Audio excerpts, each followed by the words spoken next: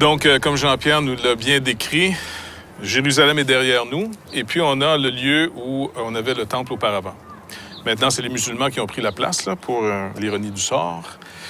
Mais si on revient à l'époque du Seigneur et un peu avant, Jésus a fait quelque chose qui nous rappelle, entre autres, une parole du prophète Ézéchiel. Ézéchiel est un prophète du temps de la déportation. Juste pour situer, pour ceux qui ne sont pas trop familiers,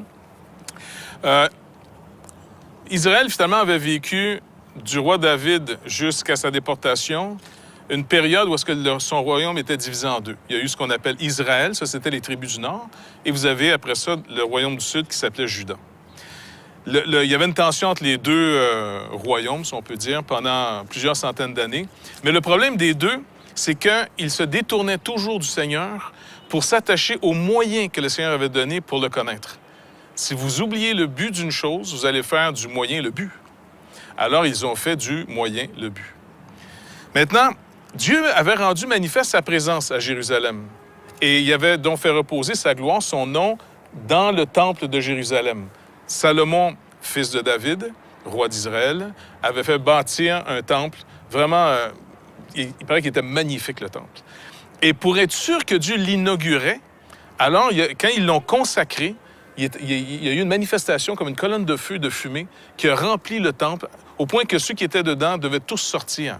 Même chose au temps de Moïse auparavant, quand Dieu avait consacré la tente d'assignation, il y a eu le même genre de phénomène, où une manifestation de fumée, comme une colonne qui manifestait la présence de Dieu. Dieu avait donc inauguré, accepté le temple comme étant le lieu où son nom reposait.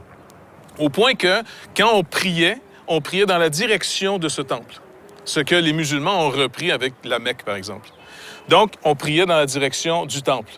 Lorsque le peuple a été déporté, parce que Moïse avait reçu une alliance de la part de Dieu. Et dans cette alliance, comme un contrat, si tu brises les règles, si tu vas trop loin, un des pires châtiments, c'était que Dieu était pour chasser le peuple de la terre promise ici et les disperser dans le monde entier. Et il y a eu cette dispersion, entre autres, au temps du prophète Ézéchiel, c'est-à-dire. Donc, je reviens à ce prophète Ézéchiel. Il est en déportation dans la région de Babylone. Ici, c'est un peu tout en ruine.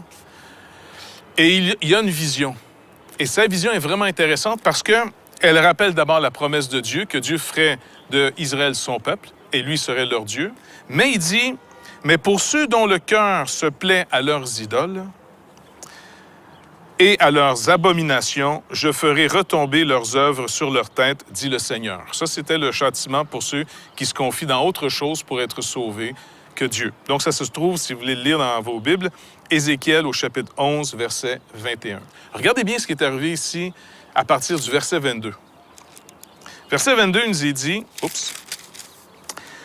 les chérubins, donc ça, c'est une sorte d'ange, les chérubins déployèrent leurs ailes, accompagnés des roues, et la gloire du Dieu d'Israël était sur eux. En haut, la gloire de l'Éternel s'éleva du milieu de la ville. N'oubliez pas, le temple représente le milieu de la ville. Et elle se plaça sur la montagne qui est à l'orient de la ville, ici, ce qu'on appelle aujourd'hui le mont des Oliviers. Donc, le Seigneur nous donne une image ici, et il la donne à Ézéchiel. Il désapprouve la ville. La gloire de l'Éternel à l'époque s'élève. Ézéchiel voit cette nuée et il la voit venir de ce côté-ci, sur cette montagne, le mont des Oliviers. Ça nous rappelle quelque chose d'assez extraordinaire.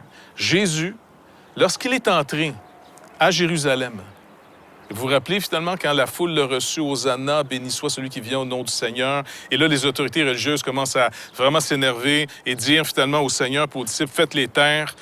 Et Jésus dit, si vous les faites taire, les pierres vont le crier. Et c'est un peu ce qui se passe aujourd'hui, c'est les ruines qui rappellent l'Évangile ici en Israël. Les témoignages sont toujours sur place. Bref. Et là, il a fait un message, et bref, ça a fini mal. Il a été rejeté. Il dit, vous ne me verrez plus maintenant. Et il dit qu'il est sorti, et il est venu ici, et c'est devenu son lieu d'habitude, le fameux jardin qu'on appelle des Oliviers.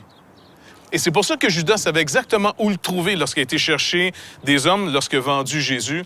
Il savait où Jésus se trouvait, sur le mont des Oliviers. Et ça représente ici une prophétie. Il quitte le lieu, qui était le lieu officiel, pour venir ici en désapprobation. Et c'est ici qu'il a été saisi, amené à nouveau, mais de force, pour être jugé. Et puis finalement, faussement jugé, c'est sûr. Mais le point que je veux faire remarquer ici, c'est qu'on tient tellement aux moyens que Dieu nous a donnés pour comprendre un but, qu'on oublie le but et on fait du moyen le but. Écoute, ça nous arrive à nous-mêmes, les chrétiens. Combien d'entre nous, chrétiens, là je parle à des gens qui ont cru l'Évangile, combien d'entre nous, on a rendu notre bâtiment où on se rassemble plus sacré que les gens qui y viennent, oubliant la parole qui dit que nous sommes les pierres vivantes et non pas le lieu où on se rassemble. C'est trop facile. On ne peut pas leur lancer la pierre. On fait la même chose à moins d'être corrigé par la parole de Dieu continuellement. Donc, le Seigneur a désapprouvé. Dans l'Ancien Testament, c'était la déportation. Ça a été rendu manifeste par cette vision qu'Ézéchiel a eue. Et Jésus, plusieurs centaines d'années plus tard, va faire le même geste. Il est parti de là, il est venu ici. Judas savait qu'il trouverait ici, car Jésus venait maintenant ici, c'était son habitude maintenant. Si nous, on ne fait pas attention, ça peut être facile pour nous de faire la même chose, d'oublier le but et de faire du moyen le but. Et là, ça s'appelle de l'idolâtrie. Donc vraiment, je vous encourage à retourner aux Écritures, parce que pour avoir une foi saine, une foi éclairante et éclairée, il faut se nourrir des Écritures, on n'a pas le choix. Votre foi vient de ce qui est dit dans la parole. Elle ne vient pas de ce qu'on imagine, elle ne vient même pas de nos témoignages. On peut vous donner nos témoignages, comment pour nous c'est arrivé. Mais ce n'est pas ça qui doit être le point de votre foi. Le point de votre foi, votre ancrage, votre confiance en Dieu doit reposer sur ses promesses. La Bible est d'une précision incroyable. Vraiment, elle est digne de toute notre confiance.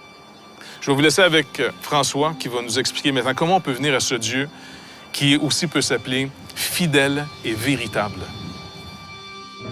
Vous avez des questions ou des commentaires sur ce que vous venez d'entendre? Contactez-nous par téléphone ou réagissez sur les médias sociaux.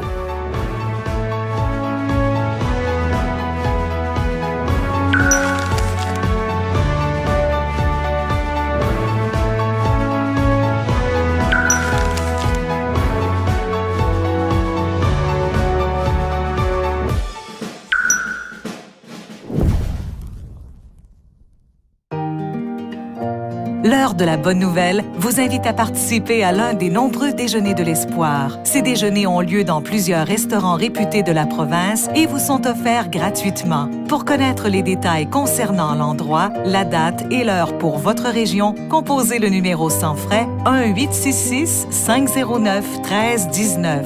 Vous pouvez également consulter le site web www.déjeuner.org.